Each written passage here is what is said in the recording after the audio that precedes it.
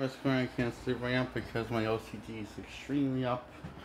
I watched this video and this came out when Endgame just came out in 2019, so it's not fairly recent.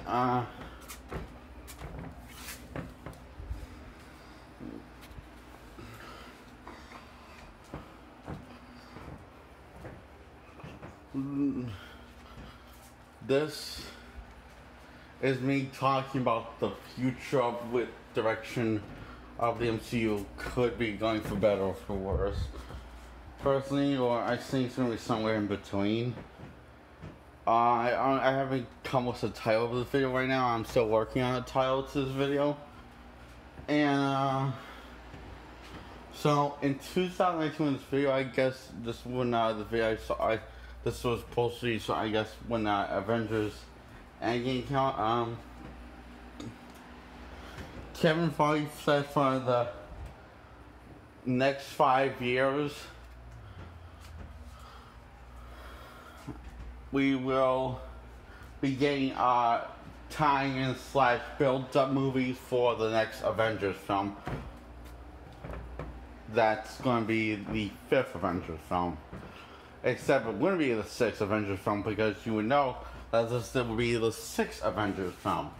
But legally it's called the 5th Avengers film because Civil War was called the Captain America film. It's very complicated.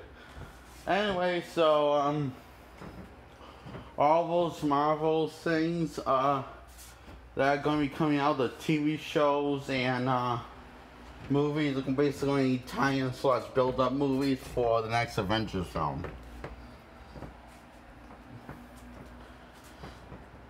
Look, I don't know if I can take this. I'm scared, actually. A lot. Oh. And the possibility that Brie Larson might be the Captain Marvel, might be leading the next Avengers team. I'm terrified because I don't want a piece of shit lead the Avengers. I want an interesting character lead the Avengers. Oh.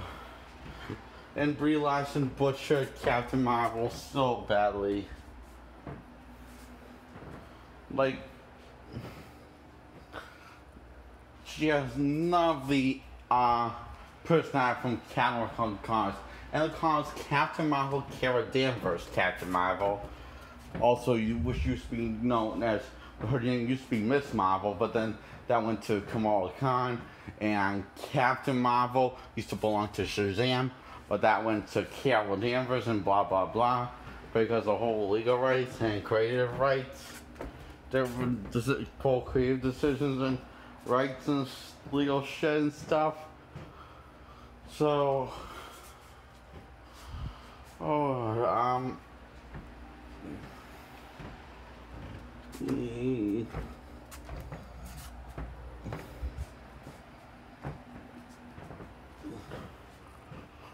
and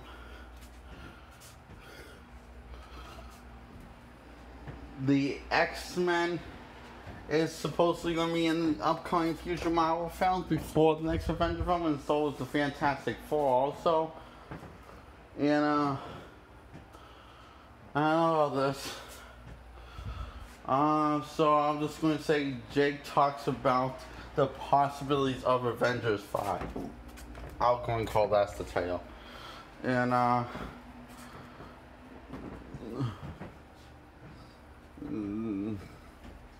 this film is not going to happen until years down the road, and I don't know how old I'm going to be by then. If I'm in the middle age I'm in my middle age, and then that'll be in senior years now, and then my life will be practically over by then, and then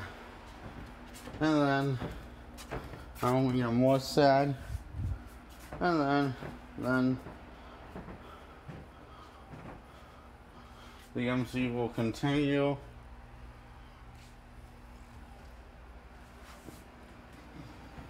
And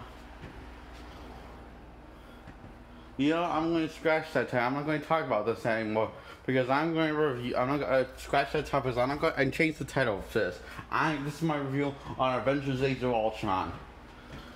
So, this is sadly the best Avengers film we're going to get in a while, or in this life that I'm in. Chances are very high.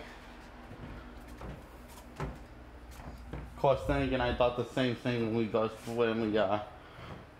thought the same thing was going to happen for the first 3 X-Men films. That's the best it's going to get.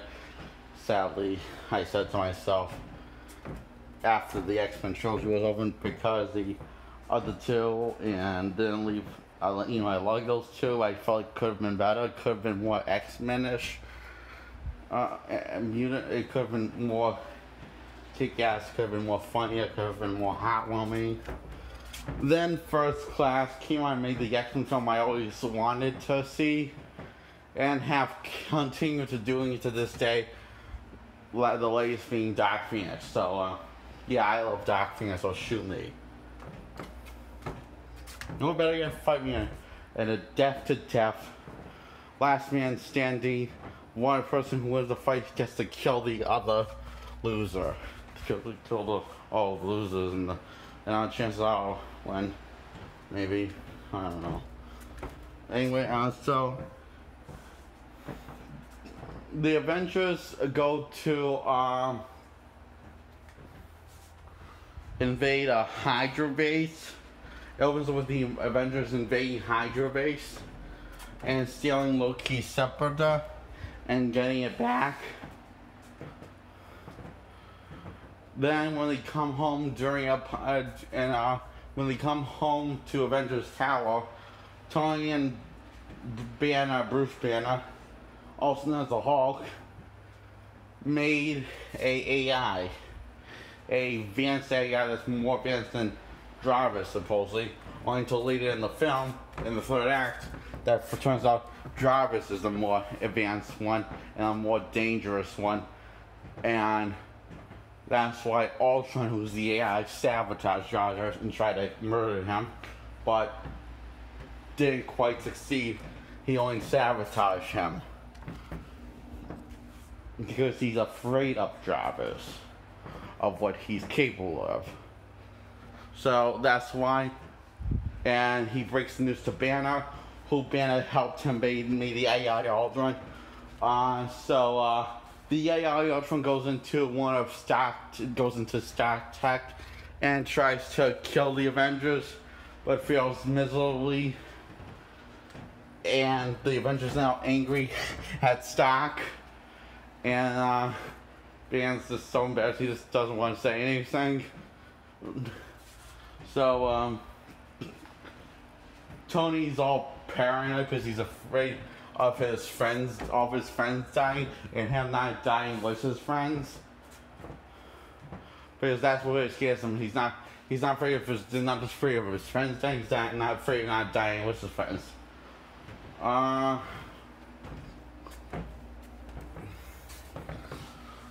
Because he saw this all hallucination that tapped into his vision, that tapped into his greatest fear that he wasn't aware of, caused by Wanda, who is the Scarlet Witch, who her brother is Quicksilver, whose both are not referred to as mutants, like in the comics, or their superhero names Quicksilver and Scarlet Witch, which is also their rogue evil villain names. They're even both in the comics.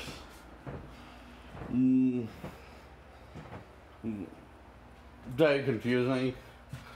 And anyway, so she lets him take the Loki's scepter and bring it back to Avengers headquarters, also which is known as Avengers Tower. And during a party, the Ultron AI, I told you this, he hacks into a bunch of armor that Tony built for himself, and his armor is a lot different. It has his Jetco mouse that's very similar to Ultron in the comics, and He says the only way to world peace is to kill the Avengers, he says. And he sees the Avengers meanwhile, but they just don't think through. Any of them.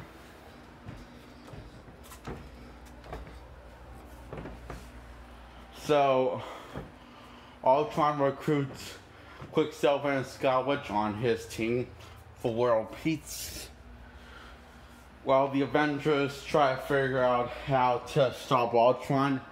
But Ultron and his team, which Scarlet Witch and Quicksilver, are 12 steps ahead of all the Avengers.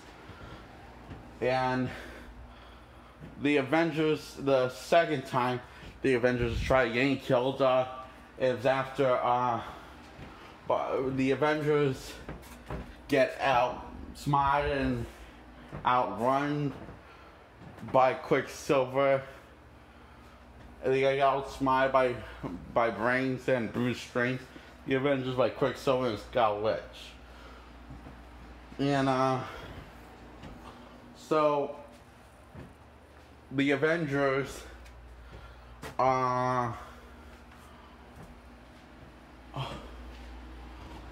start to develop character acts throughout the 3-act structure of the film. All of the Avengers members and Scarlet Witch and Quicksilver and even Ultron have character arcs that you see get developing. You see how they change and you see how they grow for better or for worse.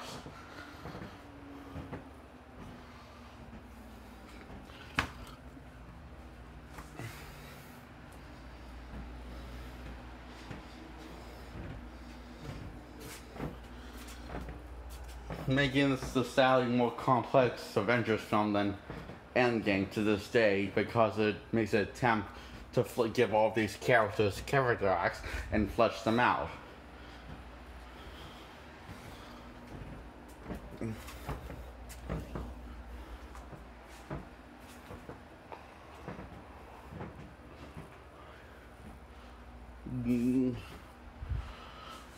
Now, once again, considering this is an Avengers film, it has to look very unsexy looking. Thanks to the awful, weird orange tint / yellow tint color palettes. That's so lacking proper black value in the shadows, therefore they don't really pop. And therefore they don't feel like colors, but just barely colors, you know? Still, at the same time, you know, it's ugly looking. It's sadly the best looking Avengers film. Visually, and for color grading and everything.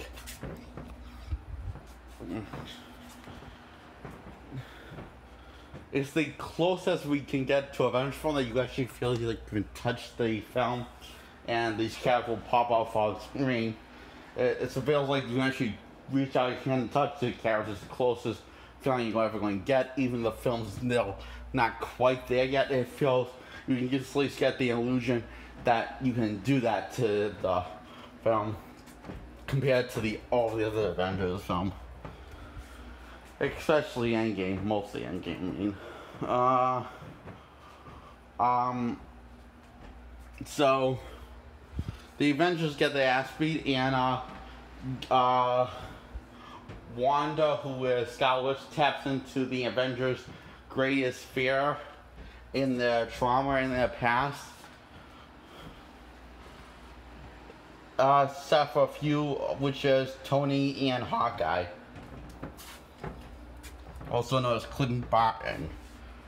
That's Hawkeye's real name, and like Tony Stark is Iron Man's, who his real name is Tony Stark, and yeah, so the Hulk, in the opening scene, the Hulk, the only to calm Hulk down is through Romanoff, which is Hulk and Banner have started a sort of a secret lover relationship between each other. Romanoff and Banner, also the Hulk half and the Banner half, are in love with Romanoff and have seriously deep feelings for her.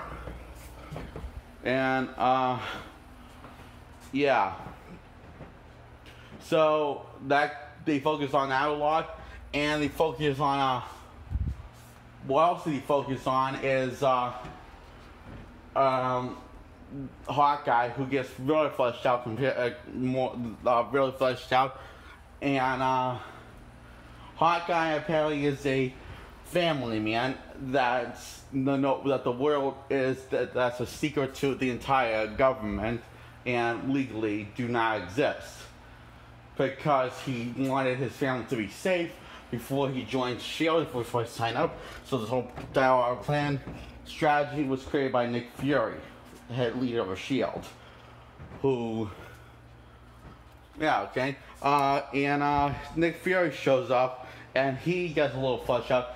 Turns out he actually sees Stark as his son, and Tony sees Fury as his father figure. So and it's like it's kind of, and he not just sees Tony as his kid, he sees the entire team of the Avengers as his little kids or grandkids, and they seem to look up to Nick Fury like he was the grandfather or the dad of the Avengers, and I like the part when he gives this really I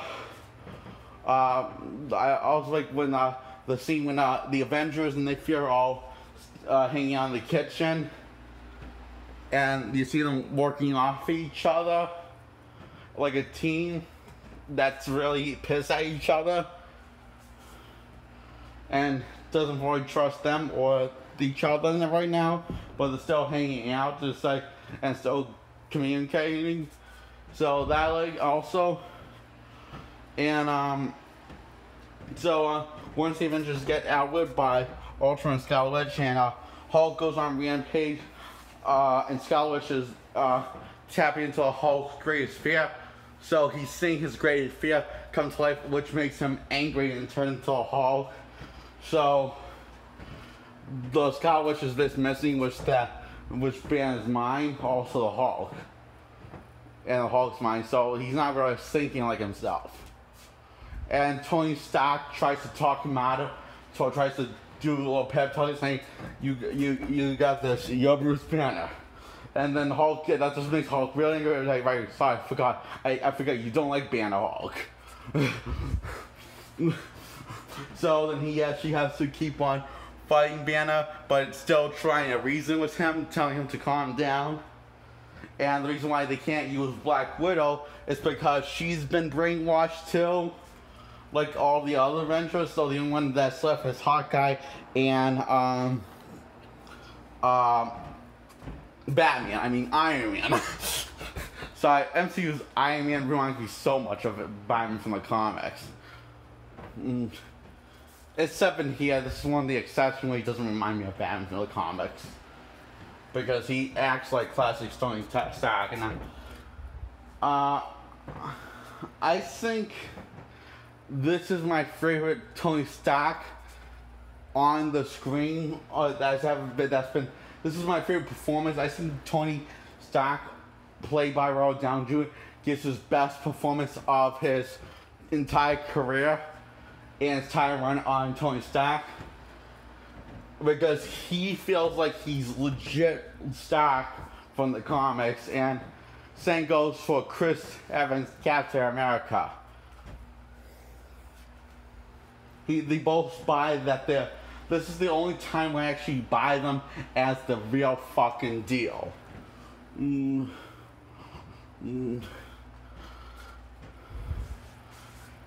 the same goes for Hawkeye. This is the only time when I buy that he is the real Hawkeye that I know and love from comics, because he points out the obvious. Because he points out the obvious of the situation, that's the problem with the situation, while being sarcastic and clueless at the same time. And I like when the Avengers in the first opening act Hawkeye says, "No, don't worry. I'm going to be fine. I'm going to be made out of plastic." The dog says she's going to be made out of you. He's going to be made out of his own tissue. That's more of a fresher piece of tissue than his one in his older age. And he says he doesn't have a girlfriend, and that was true. He has a wife and kids. So I like how like the Avengers, except for Romanoff, is all shocked and confused that Brian has kids. That's because she actually knows about the kids before, and she's they call her Aunt Nas. It's so fun to see like a softer, a more playful side of Nas when she goes and hugs the kids, and then she says straight to the pregnant girl when she finds out that she's pregnant with a boy, not a girl, and she calls the unborn child traitor.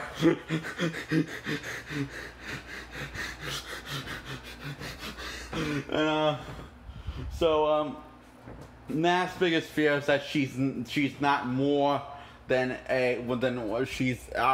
So Nat's a character actually she's trying to come to grips with her past, and struggling with it, and so is Captain America's Chris Evans. See, Captain America's Chris Evans feels like he doesn't know his place in the world and doesn't know where home is. But by the third act, when Tony's about to retire, he says to Tony, "I'm home." Yeah, I don't want to settle down. I think the person who wanted that was the person before he got frozen. And when I came out of there, I think that was a different man that came out of there. It's not the same person. He says. So he realized that the Avengers is his home.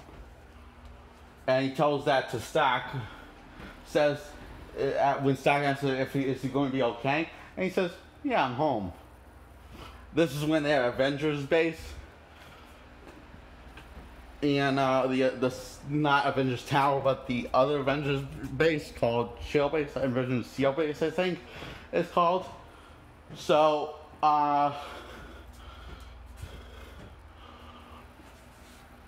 Captain America feeling home and finding his place kind of gets wiped out of existence when Avengers Endgame comes.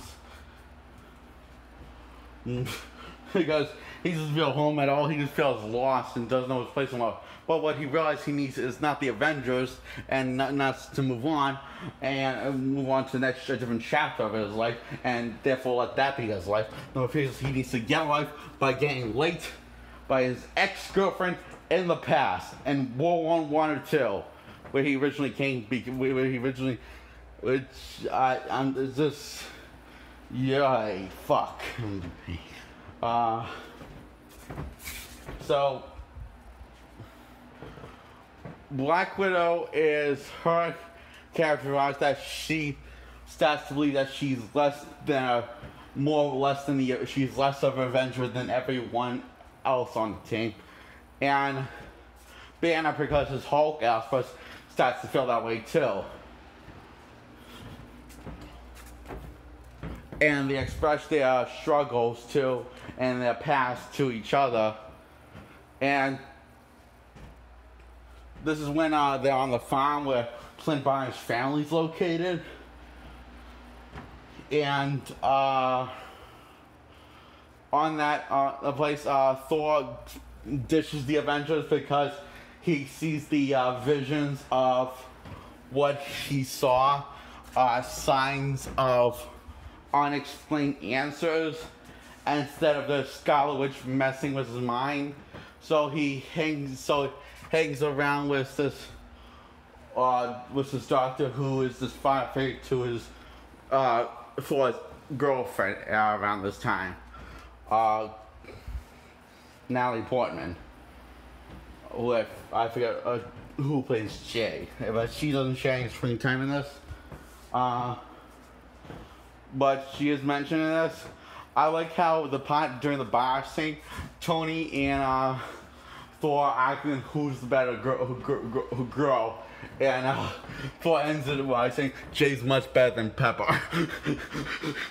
And it's so fun and childish. And the God guy and Fury's right hand who is Maria Hill, says testosterone. She coughs and says testosterone while Tony and Thor are arguing. And Hawkeye, who is Clint Barton, helps her out of the awkward conversation that him and Tony are having, which is kind of a argument who got the better girl and who's more of the luckier guy. It was pretty funny. And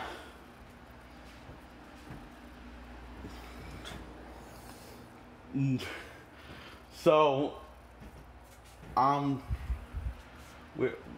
oh yeah, and also on the bottom when Nath, who's Black Widow, and Hulk, who's Bruce Banner, are talking about having a family and how both of them can't have a family. Hulk can't have a family because he can't get too excited. Therefore, that's when the Hulk comes out. And Nath can't have a family because she has something removed that's called a sedation. They sedated her, so she couldn't get pregnant ever when she was really young, like in her 20s, I think, or 19 or something. During this flashback is when we see a much younger Romanoff and seeing this going to this red room, and also during the red room it shows how she was trained to be a Black Widow through ballerina skills. By learning part of her training to be the Black Widow, also to be a cold-hearted killer, a Russian spy that's a cold-hearted killer, a stone cold killer, I mean, is part of that training to learning ballerina. Why, of course, that makes sense. Or we could just see them fight them fight instead of learning ballerina, but okay, fine, ballerina. Personally, I don't know. I'm not sure. That seems a little dumb to me, but okay. But it's shot pretty cool, and it's so obvious as a flashback, because I do like the flashback scenes for each Avenger, but you can tell the hallucinating, and you can see that they're reliving some sort of hallucination, but you can also tell what it means. Zor is a little different because Zor's afraid that Thor's vision means that he is a destroyer to his own kind, and that he will start Ragnarok. Henceforth shine the events of Ragnarok, which quickly gets rebooted, the idea of Thor being the destroyer of his kind, and instead it's this big-headed monster from another realm that looks very similar to Hell. So, and it's also foreshadowing the Infinity Run, which started in Infinity War. It started and ended in Avengers Endgame. Okay, all caught up now. Good. So that's what the Avengers mean, and that is all the Avengers vision. We don't see what I like about Hulk vision. What makes Hulk visions unique? We don't really see his vision. We certainly have to kind of imagine what the hell is he seeing. If it's not because he then after he gets off, building drop on his head, he snaps off, and then stops calm down. Then he starts to get worked up, and people are pointing guns at him, and then talks this punch, and starts to take this giant arm called the Hulk Buster, which is called Veronica, and Tony helped build Veronica with the Bruce Banner's half, and he punches the Hulk Stone Cold out, and it's they're finding the clinch, looking back on how much he got the ass and relived their worst nightmares. and how they feel less of a person than they did before they got their ass whoops. And by that, they feel less. They all feel like shit, and they all feel like they're not as human. They're more monsters than human. Especially, and no one feels it more than Black Widow and Hulk in that order. Because Hulk feels like Bruce Banner feels like he's a monster because he went on a rampage as a Hulk and destroyed half of the city of New York. And he's now a wanted person. And Black Widow feels like one person because she can't have kids, and she made that decision not to have kids because of the job.